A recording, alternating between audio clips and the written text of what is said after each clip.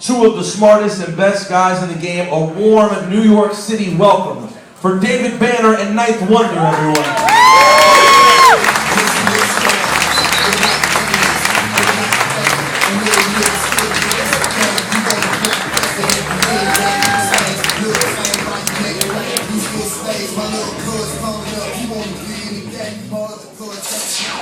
And of course, DP1 on the turntables, ladies and gentlemen, one time. Let me get my gangster rap side out first. Shit, I just want to start off like that. Thank you. That's how we're doing it tonight. I just got it out. You know, you're being intellectual. You're so close to it, you might as well just hit us with one. Shit. There you go. So I guess the first thing that I've never even asked you guys about before we talk about Death of a Pop Star, the record, is how this sort of strange combination, at least on the surface, came to be. To ask you the most obvious thing that you get asked all the time, for the people who may not know. How did you first meet? How did David Banner and 92Y first meet? What happened was I was working on an album that was called 13, and honestly, the honest truth is I was going through a lot spiritually, and I just wanted to do something different. You know, it's something that I tell people a lot, and a lot of kids don't understand. Money can't soothe your soul. I was making a lot of money, but just something didn't feel right spiritually for me. And I just said I wanted to do something different. So I had these group of producers. I had Knots,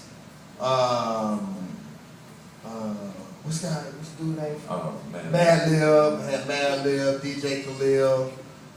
Just Bass is on there, and so we were on tour, me, Talib, and Little Brother, and we actually have a friend, a mutual friend that we didn't know that we had. His name is Bobby. I'm from Jackson, Mississippi. He went to Jackson State, so when I would come home from Southern University, you know, Bobby would be around the hood or whatever. So him and Ninth DJ together. So I told him about the concept of 13. He was like, I know 92Y. He put me and 92Y on the phone. The next time we spoke, I was in New York. He was like, well, dog, if you want to make some music, just come down. I said, I'll be there tomorrow. So I actually flew from New York straight to North Carolina. And it's funny because we ended up talking 6-7 hours before we ever did any music. I ended up driving back up, and I guess I didn't need no other producers because I never went and talked to nobody else. Like, me and him been friends ever since then.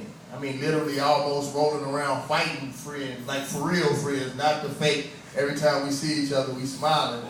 Like, you know, as long as he knows I look better than him, we always get along.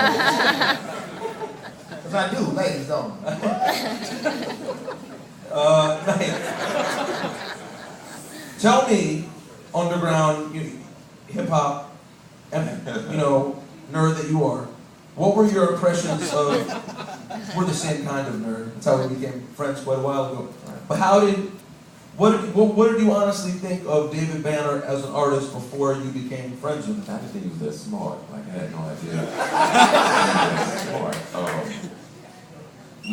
Truthfully, I guess that's the difference from the South everywhere else. Like, we all, no matter if we all make different music, we all get along with each other for the most part, you know. And I just looked at him as a brother who, you know, outside of, you know, the music, even in some of the music that he made, like Cadillac on 22s is actually, it was a message in that song. And I was, you know, just enthralled by that, you know. And every time I would see him after that, he just always had something to say. I'm like, yeah, I mean, I agree with what you're talking about. And so by the time we got on the phone with him, it wasn't like one of those things you get on the phone with somebody like, I really don't know what to say to this person because he's dumb and I have no, it wasn't that. It was, we got on the phone, the first conversation we had, we talked for 2.5 hours, and we talked about 3 things. We talked about being a black man, being a hip-hopper, and being a grown black man in hip-hop. And those are the 3 things that we talked about. We didn't talk about, well, you know, who you feeling, and it wasn't none of that. And we decided to make something, whether we were going to sell it or not, to make something that represented that. And that's what Death of a Pop Star, that's how it really started. If we even called it Death of a Pop Star, that's how it started. Let's just make some music, man, that, you know, we both grown, we both over 30. Let's just do some music that both represent us.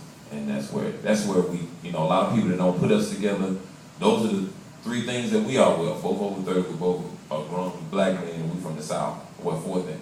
Well, and you both are hip hop artists who have a whole other part of your life that is about contributing Right. to the community and actually doing positive things. Exactly. We both teachers. We both are teachers by trade. We both have Grammys. And we both had that college experience. And more than anything else, something nobody ever talks about when it comes to me and Ninth Wonder is the fact that we come from small areas where everybody thinks we have the answers. Just because you see me on MTV don't mean I know everything. Doesn't mean that I know how to run a record company properly. Doesn't mean, even though I look like $1 million after taxes, it may not necessarily equate that. And that's a pressure that people don't have. Like when you from a big city, you know, you have football players and basketball players and people with a lot of money. But when folks just see you, oh, you from Mississippi, you my ticket. Wow, that's a lot of pressure. And that's something that me and him shared. Like even having artists and having people's whole life in your hands, that's something that you cannot describe. And that's a pressure that it feels good to have another man that's in the same field that you are, that you can talk about. Like you have an artist looking up to you to save their lives.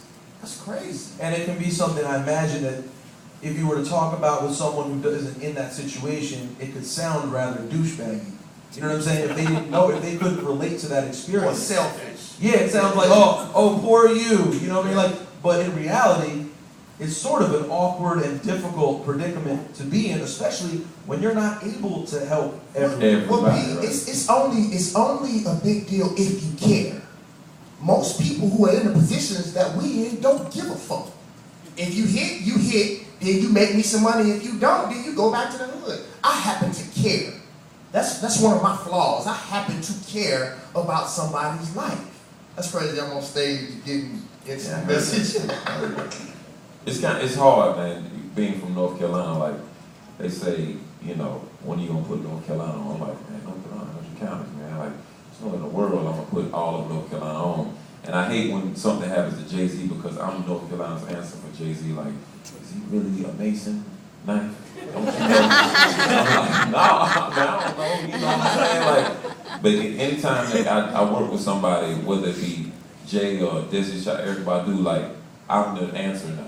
I have to answer the question. Right. I'm the state Well, we heard him talk to you. He said, yeah, I mean, you know, don't you know, man, for real? Like, well, man, you were saying to me earlier, like, one of the main things that you guys relate on is being in hip-hop and being a man, you know what I mean, and actually being someone with responsibilities and handling adulthood as opposed to running around pretending to be a child, which I think is one of probably the biggest reasons why the game is so infiltrated with bullshit is because we have so many grown-ups who are embarrassed to be 30 years old. And grown-ups that are not in the game partaking in the bullshit. Yeah, absolutely. Right, exactly. One of the things that scared me the most is I saw a 37-year-old man, and I know him, he's actually a friend of mine, and he was on 106 in Park singing about sex to children. Like, these kids were 16, 17, 18, and that's awkward to me. Like, I hear a lot of cats telling me, man, why don't you do what? Where the old David Banner at? Like, dude, I'm over 30 now, homeboy. I shouldn't be in the club fighting. I'm not. And then I told this guy something one time that really scared him. Because I have the potential to be the old David Banner. Literally, I think 80% of the population isn't trained. I happen to do mixed martial arts. So I'm pretty good with my hands. Decent, you know. And I told him, I said, dude, what you have to understand is, he was like, well, we want to see if you real. I said, well, the only way I can show you that I'm real is if I kill you. Y'all laughing, but I'm serious. Like, you want to see if I'm real, I'll kill you. I don't want to do that. I wrote on Twitter a couple days ago, and I'm the real Banner, in case you don't want to hit me or something. But if you're scared to ask questions. Now, I said, I've chosen the path of peace, but it seemed like black folks just want me to take a piece out their ass.